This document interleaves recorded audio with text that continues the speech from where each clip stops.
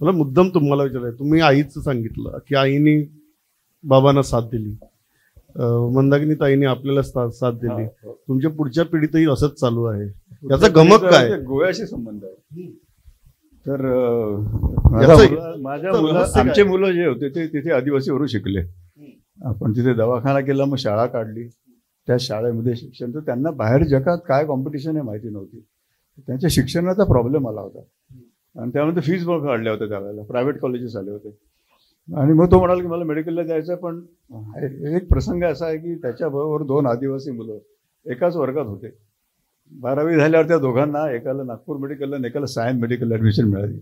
आणि हा घरी आला, ओपनमध्ये त्याचा नंबर लागला नाही. त्यावेळेला हिला असं वाटलं की आपल्या काहीतरी चूक झाली, आपल्या मुलांचं आपण नुकसान केलं. आमचे मित्र तोपर्यंत गुडविल होते, त्या मित्रांना कळलं की यांना नाराज आहेत, हे याच्या मुलाला ॲडमिशन नाही मिळाली.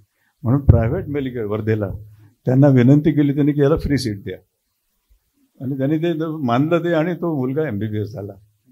आणि MBBS झाल्यावर जसं 98 साल होतं, 25 वर्ष हेमल कशाला झालेले. तर एक सिल्वर ज्युबिली करू म्हणाले, मुलंच म्हणाले. आणि बाबा त्यावेळेला नर्मदा काठी होते, ते आले होते. आणि त्या दिवशी सकाळी खोलीत जाऊन बाबांना तो म्हणाला की मला अशी इच्छा आहे की आईबाबाच्या कामात सहभागी व्हायचं. तर बाबाच्या डोळ्यात पाणी आलं की इतक्या दुर्गम भागामध्ये एवढं शिक्षण गेल्यानंतर हा पण वरता तयारी करतोय मनाची. तर ते बाबा म्हणाले की संध्याकाळी सभा आहे जिथे 2000 लोक जमणार आहे, त्यांच्या पुढे तू जाहीर कर.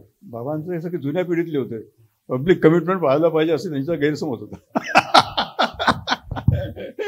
तर त्यांनी संध्याकाळी सांगितलं, सगळी सभा स्तब्ध झाली, ओव्हरवेल झाली आपण ज्याला म्हणतो. आणि असा निर्णय तिसऱ्या पिढीने घेतला. हो. आणि मग अनिकेत आहे तो, आणि मग तो फक्त आमच्या इतका हुशार नव्हता, पण त्यांनी मुलगी पाहिली नाही स्वतःची.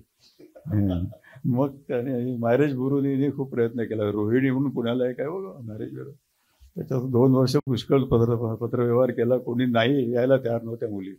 कधी आई वडिलांची तयारी होती म्हणून पण मुलींची नाही आहे.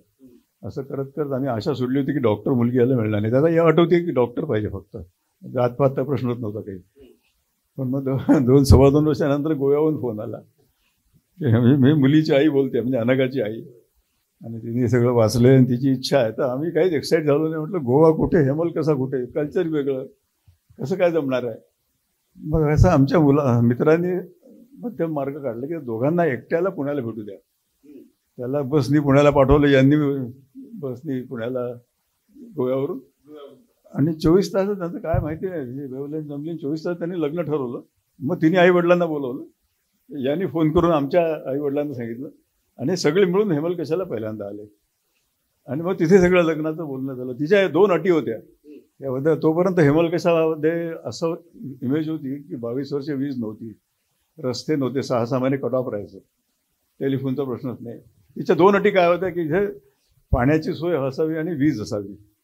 तर तोपर्यंत 2003 पर्यंत सगळं आल्या होत्या सोयी, आणि त्याच्यापेक्षा बरंच जास्त वाढलं होतं. म्हणजे त्यामुळे तिच्या असा उलटा अपेक्षाभंग झाला की आपण समजलो त्यापेक्षा आता जास्त सोयी आहे. आणि असं मग ते लग्न झालं 2003ला.